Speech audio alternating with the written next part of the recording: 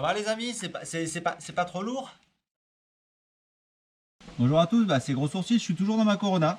J'ai donc viré mon tarot que j'avais cassé dedans. J'attends un nouveau tarot pour refaire un filetage un petit peu propre et voir s'il est sauvable.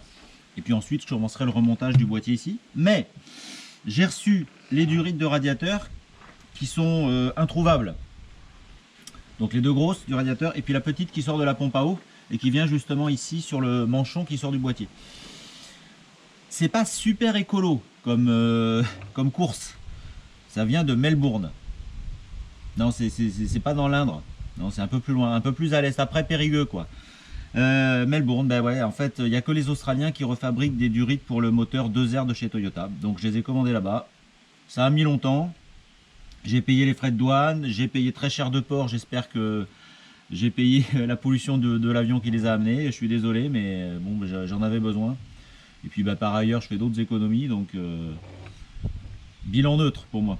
Donc ça, je vais pas le monter tout de suite parce que j'ai toujours pas nettoyé le circuit de refroidissement à l'intérieur de la culasse. Mais j'ai les pièces, donc j'ai maintenant tout ce qu'il me faut pour remonter le circuit de refroidissement. Je vais commencer par sortir mon manchon ici et puis ma sonde de température qui sort du boîtier, qui est bien abîmée, bien corrodée. J'espère que je vais pouvoir les avoir sans risque et sans dommage parce que je commence à stresser un petit peu. Et puis on va se lancer là-dedans. Bon, ça avance lentement, hein, vu de votre point de vue, ça avance lentement. Du mien, aussi, mais à partir du moment où je casse rien, je suis content. Donc j'ai ce manchon là qui est crasseux, qui est rempli de saleté. Donc qui rentre dans le boîtier ici et puis qui est alimenté donc par la durite qui sort de la pompe à eau, la petite durite qui est très coudée là, que je vous ai montré tout à l'heure. Donc j'ai pas touché, hein, j'avais dégrippé il y a quelques jours, mais je sais pas du tout si ça va venir. J'ai pas, là je peux pas me permettre d'abîmer quelque chose. Ça commence pas super bien. Je vais peut-être rien abîmer si je touche rien.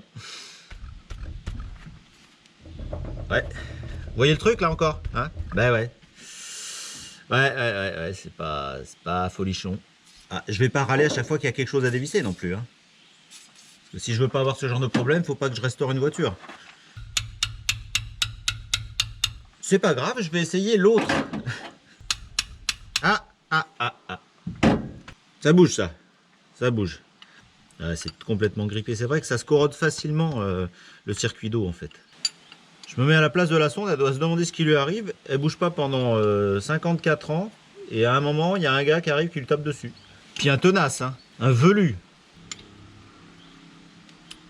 Ah. Bon, mais ça, c'est pas trop abîmé.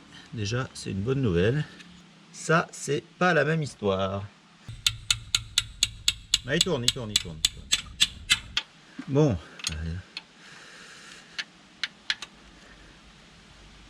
Il vient.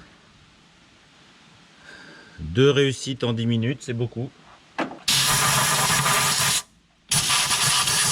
Bon, je viens de nettoyer ma sonde et mon manchon là. Donc je remets tout ça, je revisse en 17 là, en 19 à côté. Donc ça c'est propre, j'ai nettoyé le filet qui les reçoit. Ça c'est bien, il n'y a pas de joint cuivre ou autre, donc j'ai pas à les remplacer. Bon, je le laisse comme ça. Il y a du filetage qui sort, mais c'est normal, c'était comme ça. Donc maintenant, il faut que j'aille sortir cette durite qui alimente le radiateur de chauffage. C'est du lisse. J'avais dégrippé un petit peu hier, donc ça va. Parce qu'en fait, si je l'enlève pas, déjà, j'aurai pas le radiateur de chauffage. Et puis, j'ai pas accès à mon boulon de 14 qui me permettra de vidanger le bloc.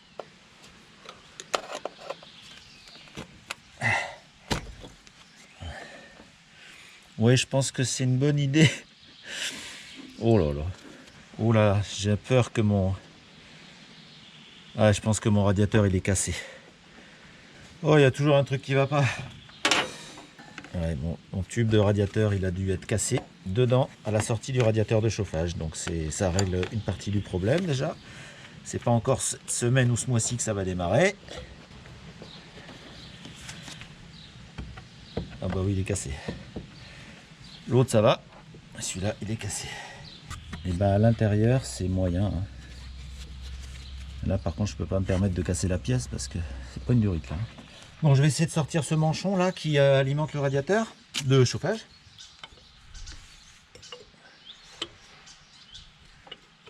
Bon, j'ai une grosse rallonge, très grosse rallonge.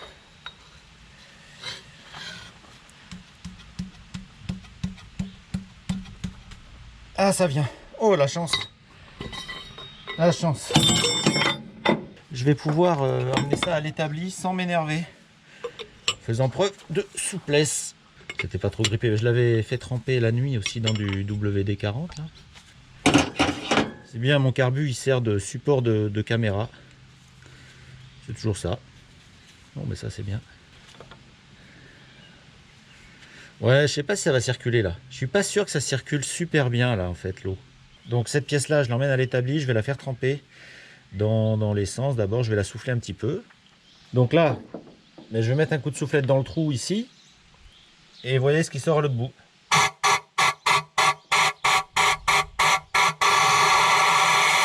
J'ai remis ma clé de 14 à pipe sur mon bouchon de vidange de bloc. Mais évidemment, je suis un peu court là.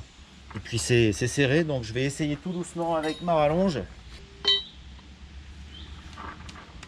Je sais pas si ça va bouger. Ouais, c'est venu. Bon, je l'avais bien dégraissé. Donc c'est lui là, je l'enlève.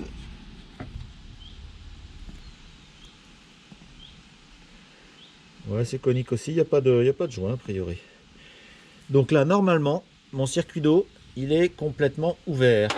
Je remercie quand même tous ceux qui me suivent sur la chaîne, parce que vous n'êtes pas nombreux, mais ça me remonte le moral. Et puis, c'est quand même une vraie contrainte pour moi de filmer toutes les étapes, toutes les procédures. Parce que quand j'ai les outils dans la main, il faut que j'aille chercher la caméra, que je l'éteigne, que je la rallume, que je la change de place. Donc... je le fais pour vous aussi, enfin pour moi, parce que j'aime bien savoir ce que j'ai fait, puis je m'en souviendrai si j'ai besoin de revenir en arrière sur un moment du démontage. Mais bon, avoir une caméra en permanence, c'est pas évident. Donc là, je vais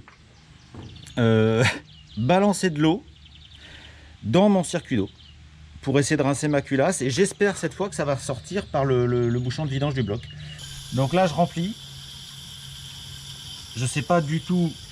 Voilà, là on voit de l'eau qui est au niveau de la pompe, mais qui déborde pas pour l'instant. À l'autre bout, il n'y a rien. Ça ne va encore pas parce que ici, j'ai enfoncé un tournevis et il se passe rien, c'est dur. Donc si ça se trouve, c'est complètement bloqué ici. Il doit y avoir un bouchon à ce niveau-là. Le circuit dans le moteur, il est peut-être grippé ou corrodé. Donc je sais pas quoi faire. Je vais essayer d'enlever cet écrou là, si j'y arrive, mais il est loin. Et puis je vous rappelle. Oh.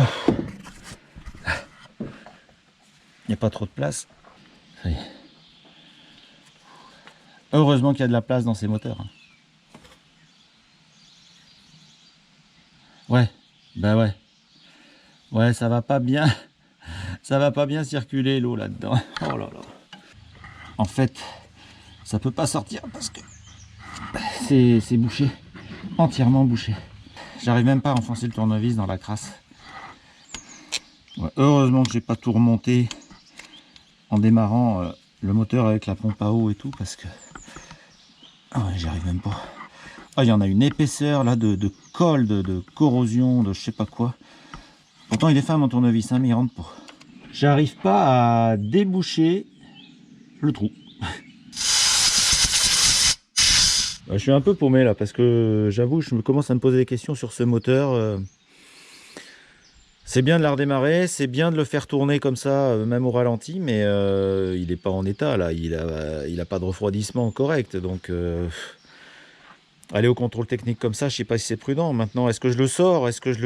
Si je le sors, il faut que je le démonte entièrement pour aller nettoyer toutes les conduites d'eau. Donc je suis dans le doute. Bon, je suis toujours bloqué avec mon circuit de refroidissement. J'en ai marre. Mais grâce à Raymond, qui est venu me voir et qui m'a amené un tarot, on a pu refaire un filetage propre pour ce fameux boulon là. Alors il est un peu évasé le filetage, mais bon, ça prend sur une bonne longueur. Donc je vais redémarrer comme ça, je pense. Et puis je verrai bien si ça fuit ou pas, si ça tient, mais en le serrant bien, ça devrait aller. Il y a assez de portée en profondeur. Donc on va voir ça. De toute façon, il y a très peu de pression dans cette partie-là. Et puis je le serrerai comme il faut. De toute façon, j'ai d'autres soucis en ce moment, hein. Donc là, j'ai mon radiateur de chauffage qui est cassé. Donc je vais aller le chercher. Je vais le sortir au moins pour voir ce qu'il a à l'établi. Et puis j'ai mon moteur qui se vidange pas en eau. Donc là, franchement, redémarrer une voiture comme ça, sans refroidissement propre, ça m'embête un petit peu. Même si au niveau culasse, c'est bon. Donc je vais peut-être continuer à prospecter, à prendre des idées à droite et à gauche pour savoir ce que je fais. Maintenant, si je dois le sortir, ben, elle n'est pas prête de redémarrer, quoi. Parce que le sortir, ça veut dire ouvrir, déculasser, regarder le circuit d'eau et d'huile dans le bloc moteur, vérifier la pompe à huile dessous, enfin tout, quoi. Donc gros boulot. Je pensais en août pouvoir peut-être prendre un rendez-vous au contrôle technique pour avoir enfin mes papiers. Et là, je suis dans l'expectative. Je veux bien vos conseils. Ben à la prochaine en tout cas.